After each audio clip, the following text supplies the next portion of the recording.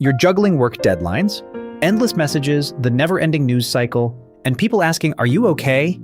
And suddenly your chest goes quiet. Not calm, quiet. Like the sound has been turned off inside you. You didn't choose to stop feeling, your brain chose for you. And maybe you've noticed something else. The longer that quiet lasts, the harder it is to remember what it felt like to care, to get excited, to even feel bored. You're still functioning. You're still doing everything you're supposed to do. But something essential has gone flat.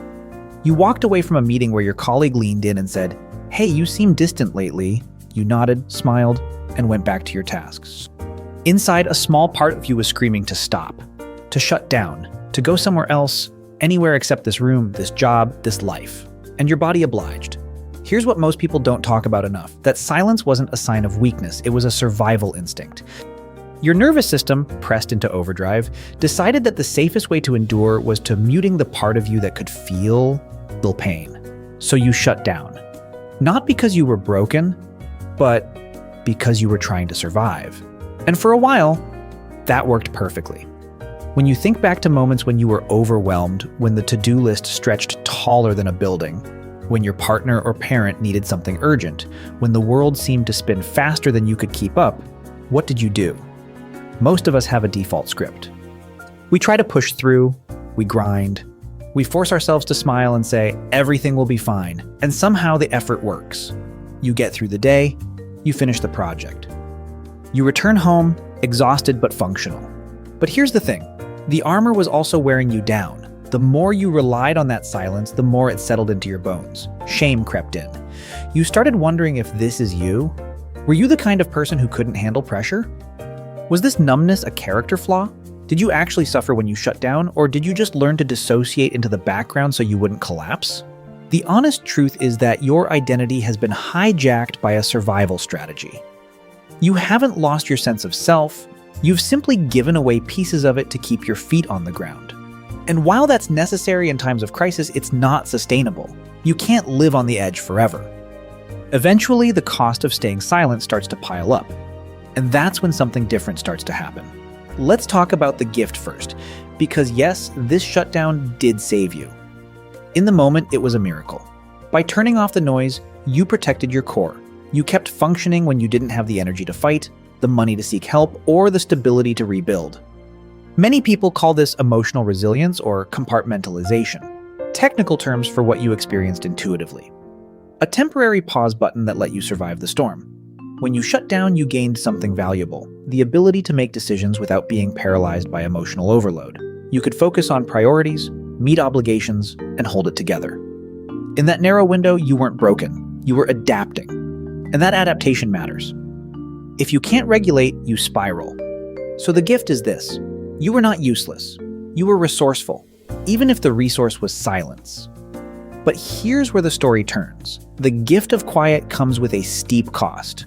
As the numbness persists, the parts of you that once thrived, the parts that loved, that laughed, that connected deeply, begin to wither.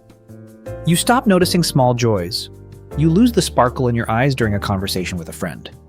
You forget what it felt like to be surprised. You become someone who can go days without feeling anything at all, not even mild discomfort or genuine excitement. And the strangest part, you often don't even realize it happening.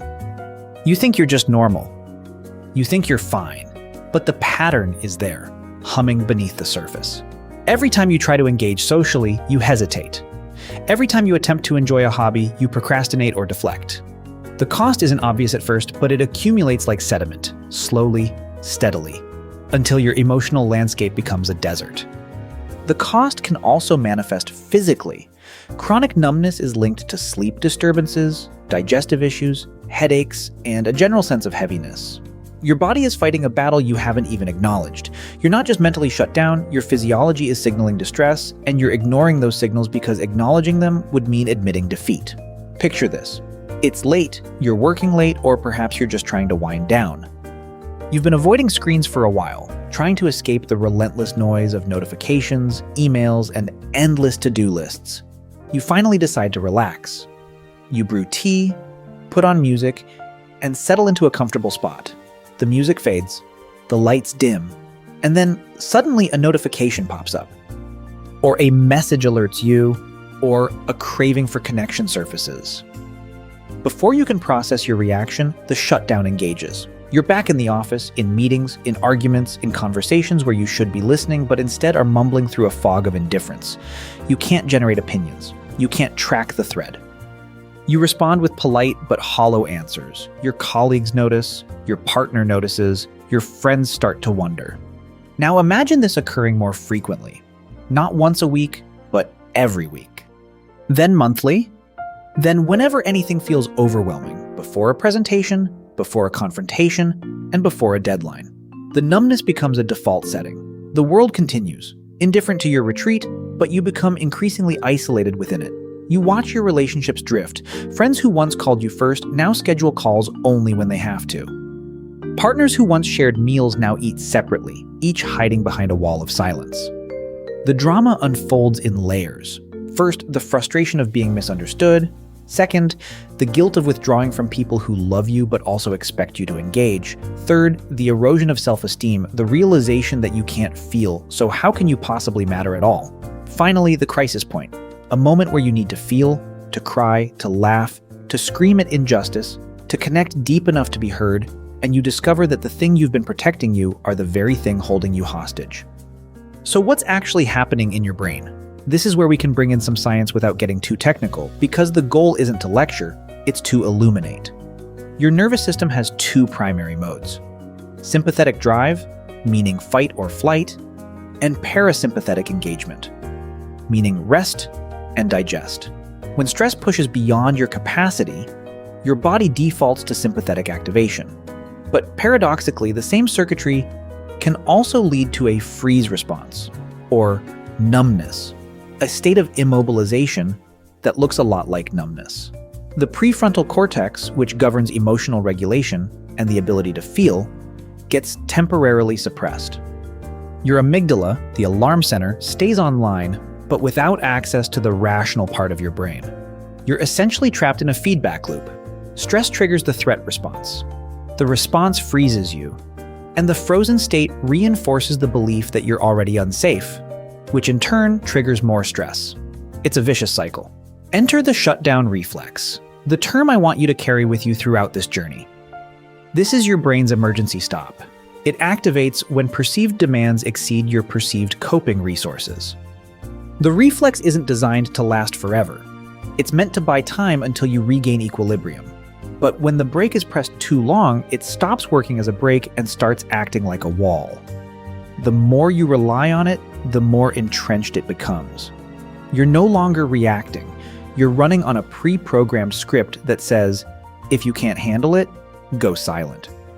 The good news is that the reflex is malleable. Just like any neural pathway, it can be rewired. Once you recognize the signal, the sudden flatness, the urge to disappear, you can intervene. You can press the release. The key is to do it gently, because forcing emotions when they're still raw can feel overwhelming. Think of it as unlearning, not erasing. You're not trying to destroy the reflex, you're teaching it a new program. Here's the crucial insight I want you to hold on to. The numbness you're experiencing isn't a flaw. It's a strategy that happened to fail. Think about it differently. Imagine you're driving a car. The traffic ahead is chaotic with obstacles everywhere.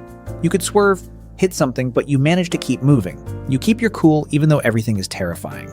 That's what you did when you shut down. You maintained your mission, finishing work, showing up for people by adopting a defensive stance. It worked. It kept you from crashing. But here's the twist. While that defensive stance saved you from disaster at the moment, it also prevented you from processing the chaos. You didn't gain any insight. You didn't learn anything about what was really causing the pressure. You just stayed in the driver's seat, eyes fixed on the road, unable to look at the weather, the road conditions, the other cars.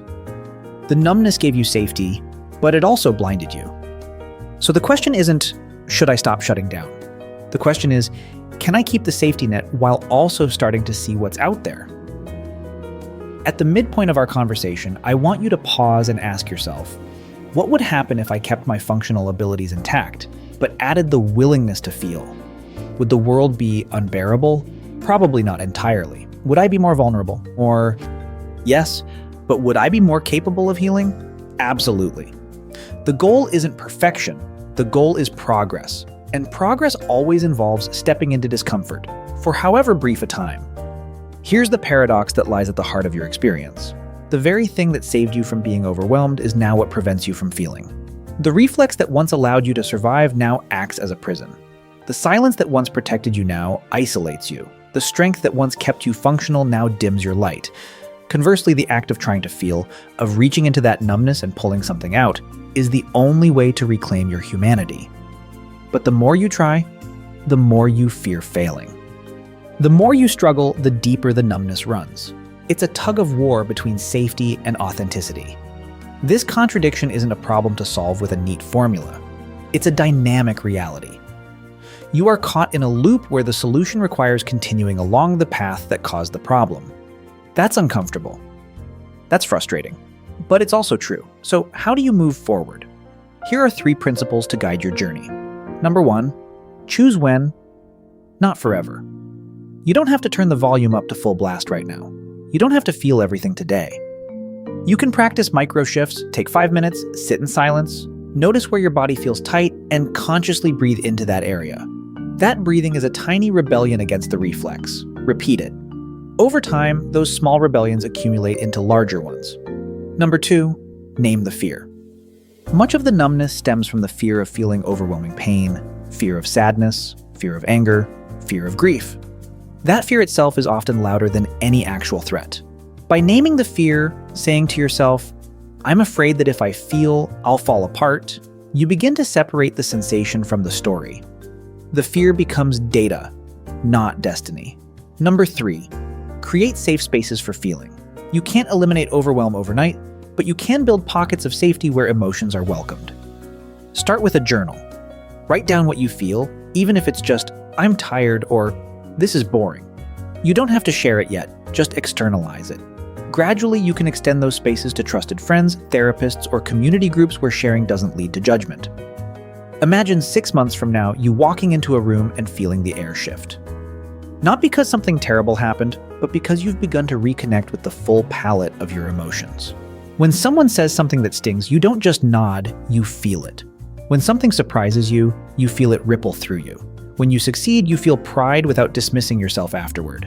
This isn't about becoming happy or achieving some ideal state. It's about regaining your right to experience all of life, moments of joy, of sorrow, of confusion, of wonder. It's about realizing that numbness was never the goal. The goal was to find a way to feel, even imperfectly, even when the world is loud. And the ultimate transformation isn't just about feeling more. It's about integrating that feeling into your identity. You are not a person who feels sometimes, you become a person who can feel. You are a guardian of your own inner world, someone who knows where the boundaries lie and allows herself the luxury of crossing them. As you move forward, you might carry with you the name of this reflex, the shutdown reflex, as a reminder that you're not broken. You're simply learning a new language, and as you practice, the reflex will soften. It won't vanish overnight, but it will become less of a default and more of an option, a choice you make, rather than something that chooses you. You walked away from a moment of overwhelm and thought, "I'm fine." Maybe you were. Maybe you still are. But the invitation I'm offering now is simple. Don't wait for the perfect moment to feel. Feel anyway.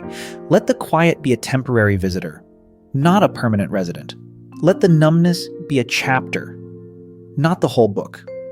Remember the shutdown reflex and the numbness loop? These aren't bugs in your system, they're features, born from necessity. You've been resilient. Now it's time to be resilient in a way that includes feeling. When the next wave hits, whether it's a demanding project, a relationship crossfire, or an external crisis, remember this. You have a toolkit. You can pause, breathe, examine, and choose. You can turn the volume down just enough to hear your own voice again. And you can trust that the person you are underneath the silence is still there, waiting to be heard. Thank you for spending this time with me. I hope this journey with you has reminded you that your emotions are not enemies to be conquered, but signals to be listened to. The quiet you feel isn't a void, it's a threshold. On the other side lives a fuller, richer, more authentic life. Until our next conversation, the shutdown reflex transformed.